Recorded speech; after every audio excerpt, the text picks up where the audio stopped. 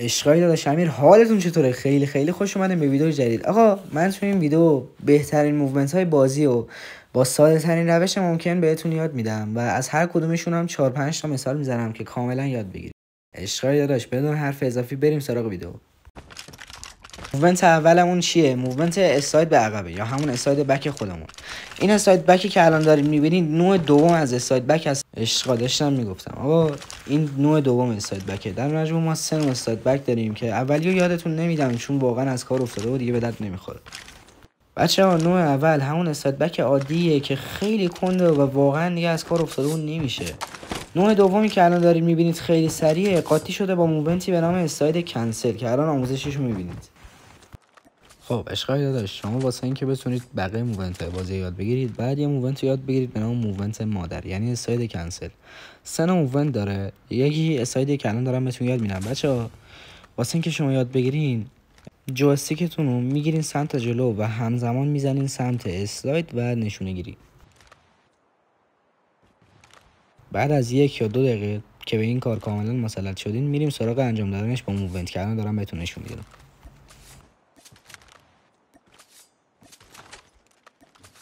خب عشقای داداش میریم سراغ موومنت دومی از اسلاید کنسل. همون موومنت قدیمی رو وقتی تمرین کردید اما این بار دیگه ایم رو ول نمی‌کنید و نگه می‌دارید.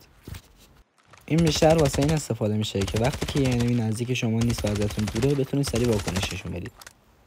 بچه‌ها این آخرین موومنت واسه اسلاید کنسله. موومنت باگ ایم، موومنتی که فکر کنم از بین یوتیوبرها فقط رادستار استفاده میکنه تو موومنتش.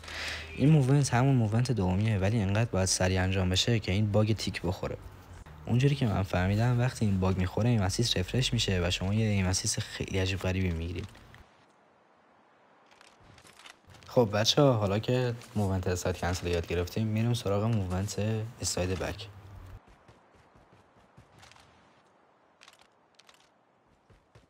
بچه‌ها آهسته شدهش اینطوریه که شما عقب نگاه میکنین، اسلاید میزنین و همزمان روی ایمتون فشار میدین.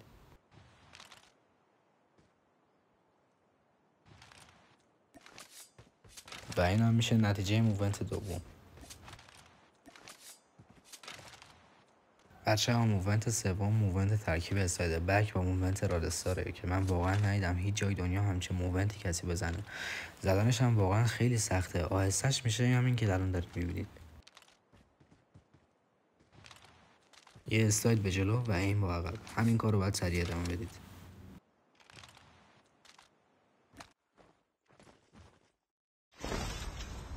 عشقای داداش امیر، من این موومنت و موومنت باگ جامپ صدا میزنم. تو این موومنت هیچ نیازی به اسلاید نیست و بیشتر به درد پلیرهای 3 و 4 انگشتی میخوره.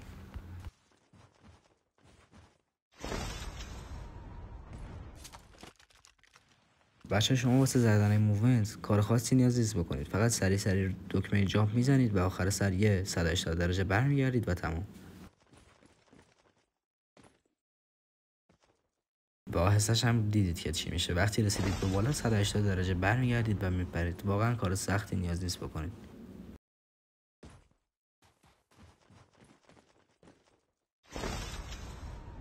بچه‌ها موومنت بعدی که ما داریم موومنت اسلاید کنسل با دیواره که بازم یکی از کاربردی ترین موومنت های بازیه. بچه‌ها واسه انجام دادنش اسلایدتون رو به سمت دیواری که میخواید باگ بزنید میزنید و سمت مخالفش رو نگاه میکنید. بچه‌ها امیدوارم از ویدیو خوشتون اومده باشه و لایک و کامنت یادتون نره.